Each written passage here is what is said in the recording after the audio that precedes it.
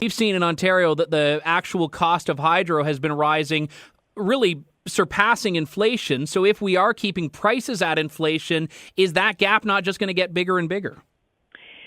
So we're working to keep that gap small. You're right.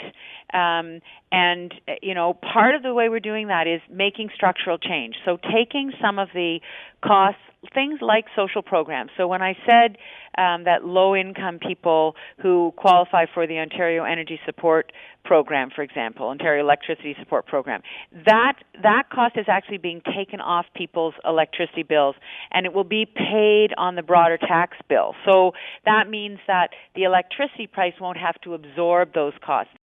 That's like a Ponzi scheme, Andrew.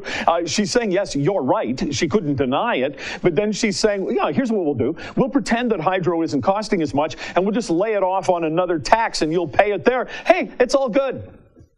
Yeah, I know. It's when we talk about minimum wage increases, when we talk about cap and trade, all of these other expenditures, there's a real cost and then there's an artificial cost here. I mean, the government can mandate that, the price of energy is $1 a month. That doesn't actually change what it takes to get to that point. And this is going back to the debt question here, why it's undeniable that the entire plan here is based off of giving people this short-term relief, or what's being presented as short-term relief, but it's going to mount in cost in the future, because she was not able to articulate one single plan for what she's going to do to rein in the actual production cost of energy. And this is what you and I were talking about earlier, Jerry. When you look at us making hydro, selling off excess at a loss, it means that there's a problem. We are a huge province, the biggest in Canada.